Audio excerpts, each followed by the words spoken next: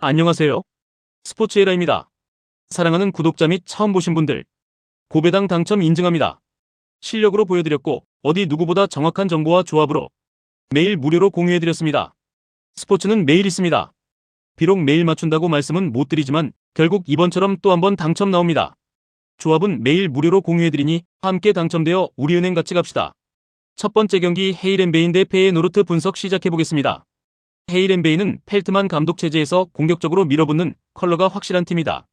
9위라는 순위는 아쉽지만 홈에서는 과감한 템포로 강팀도 흔드는 타입이다. 벤테마이너 스트렌스코 투톱의 직선적인 마무리 힘이 홈에서 더 살아난다. 루크 브라워스가 중원에서 득점 가세까지 해줘야 공격 볼륨이 커진다. 노퍼트의 선방이 필수인 경기고 실점 억제가 안되면 난타전으로 간다. 강한 압박을 역이용하는 맞춤 전술로 상대 빌드업을 끊어내려 한다. 다만 결장으로 롯데 폭이 줄어드는 건 변수다.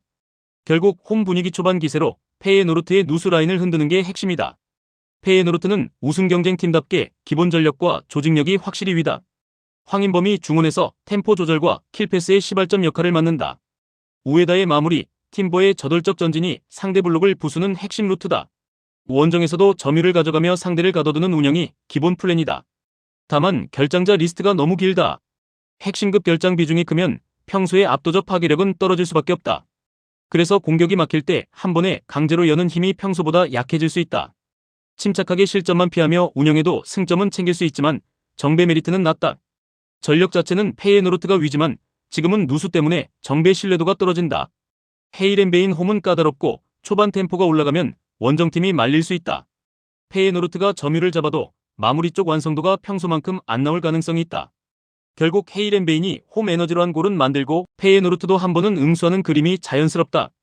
두 번째 경기 US 레체 대 파르마 분석 시작해보겠습니다. 레체는 홈 비아델마레의 터세를 극대화해 잔류를 노리는 팀이다. 최근 흐름은 좋지 않지만 경쟁자 파르마를 홈에서 잡아야 순위가 바뀐다. 크르스토비치의 한 방이 전부라고 해도 과언이 아닐 만큼 득점 의존도가 높다. 반다의 스피드는 측면에서 파르마 수비 라인을 흔들 핵심 카드다. 레체는 강한 몸싸움과 직선적인 전개로 초반 기선을 제압하려 한다. 경기 양상은 거칠어질 가능성이 크고 세컨볼 싸움이 잦아질 타입이다. 홈 분위기가 올라오면 상대가 빌드업을 깔끔하게 못하고 끊길 수 있다. 다만 레체도 경기를 완전히 지배하는 힘은 부족해 한 골 싸움이 많다. 파르마는 젊은 선수들의 기술과 기동성을 앞세워 잔류 경쟁을 한다. 레체에게 지면 순위가 뒤집히는 구도라 최소 무승부 이상이 필요하다. 펠레그리노가 득점 1옵션으로 결과를 만들어줘야 한다. 베르나베가 탈압박과 경기 조율로 원정에서도 숨통을 트는 역할을 맡는다.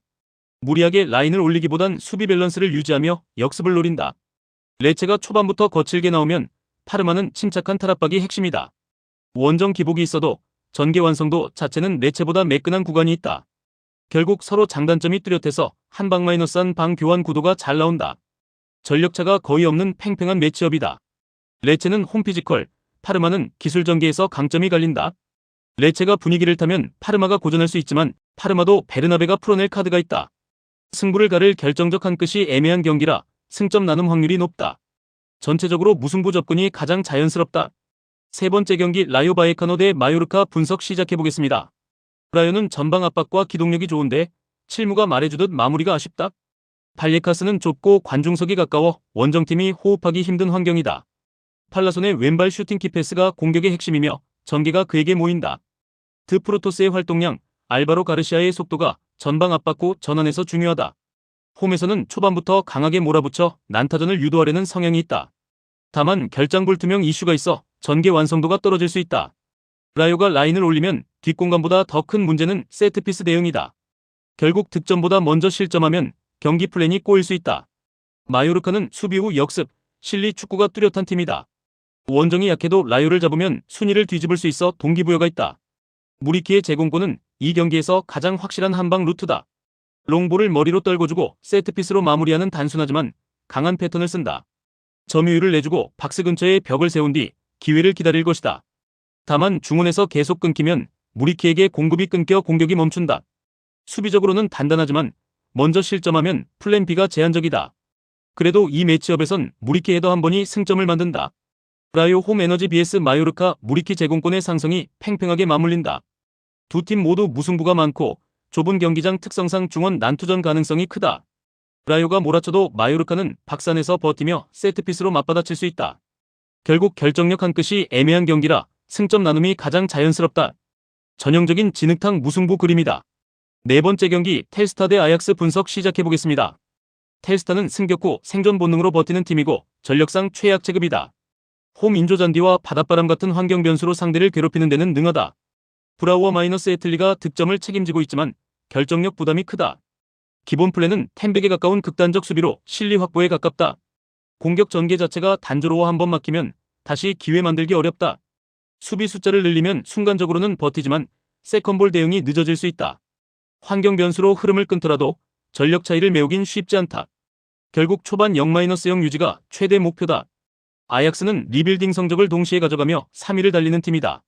무승부가 6번이라는 건 내려앉는 팀 상대로 답답한 구간이 있었다는 뜻이다. 그래도 하위권 상대로 승점 3점은 무조건 필요하다. 미카고츠가 득점 도움 1옵션으로 전천후 역할을 한다. 점유율로 상대를 가두고 박스 근처에서 계속 파상 공세를 만든다. 베르흐 하위스 마이너스 베후 호르스트 결장은 공격폭에 영향이 있다.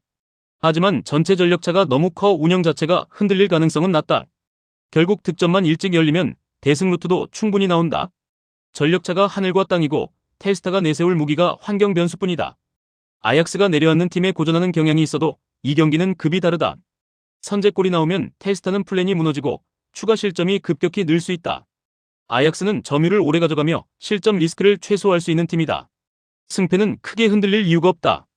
다섯 번째 경기 고어헤드 대 시타르트 분석 시작해보겠습니다. 고어헤드는 홈에서 끈끈하고 강한 압박으로 상대를 괴롭히는 팀이다. 하지만 칠무가 말해주듯 주도에도 결정력 부족으로 마무리가 약하다. 이번 경기는 무승부 고리를 끊을 기회라는 동기부여가 확실하다. 수레가 2선에서 활동량 공격 가담으로 박스 근처 숫자를 늘려준다. 좁은 경기장 특성을 활용해 초반부터 강하게 몰아붙일 가능성이 높다.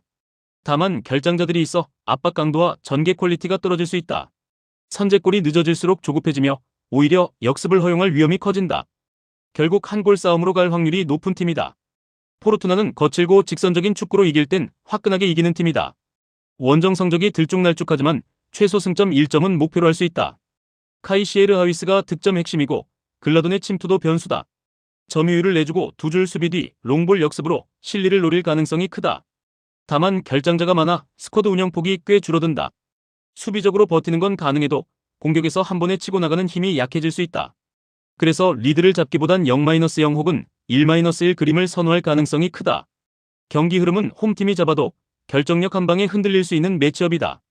서로가 해볼만 하지만 껄끄러운 중위권 혼전 매치업이다. 고어헤드는 홈 에너지가 강하지만 결정력이 항상 발목을 잡는다. 포르투나는 원정 기복이 있어도 실리 운영으로 버티는 그림이 잘 나온다. 결장 이슈까지 감안하면 어느 한쪽이 압도할 근거가 약하다. 승점 나눔 확률이 가장 높다. 여섯 번째 경기 피오렌티나 대 AC밀란 분석 시작해보겠습니다. 피오렌티나는 19위까지 떨어질 정도로 시즌 전체가 붕괴된 상태다. 수비 붕괴 득점 빈곤이 겹쳐 강등을 걱정해야 하는 흐름이다. 유일한 희망은 모이스킨의 피지컬 버티기와 한방이다. 구드문드손의 창의성이 살아야 밀란 수비를 흔들 여지가 생긴다. 데헤아가 슈퍼 세이브를 몇 번 해줘야 대량 실점을 피할 수 있다. 홈 분위기는 분노와 응원이 섞여 있어 초반 거칠게 맞붙을 가능성이 크다. 다만 경기 운영이 흔들리면 한번 무너질 때 와르르 무너지는 팀이다. 세트피스 한 방 말고는 확실한 득점 루트가 부족하다. 밀란은 최소 패배 수준으로 2위를 달리며 우승 레이스를 이어간다. 19위 팀 상대로 승점 3점을 못 챙기면 우승 자격이 없다는 텐션으로 나온다. 레앙의 좌측 파괴력은 피오렌티나 우측 수비를 붕괴시킬 가장 큰 변수다. 풀리식의 결정력과 박스 침투는 마무리 퀄리티를 끌어올린다. 전방 압박으로 초반에 선제골을 뽑아내면 학살 모드로 갈 수 있다. 상대가 불안할수록 밀란의 압박은 더 강하게 먹히는 구조다. 공격 루트가 다양해서 한번 막혀도 다른 방식으로 다시 찌른다. 결국 초반 선제골이 나오면 경기 난이도가 급격히 내려간다. 피오렌티나는 구조적으로 무너져 있고 분위기도 최악이라 반등 근거가 약하다. 밀란은 강팀다운 압박과 개인 퀄리티로 초반부터 상대 멘탈을 흔들 수 있다. 데헤아가 버티더라도 90분 내내 파상 공세를 막기엔 부담이 너무 크다. 피오렌티나의 득점 루트가 제한적이라 한번 밀리면 만회도 어렵다. 정배감이 뚜렷한 경기다.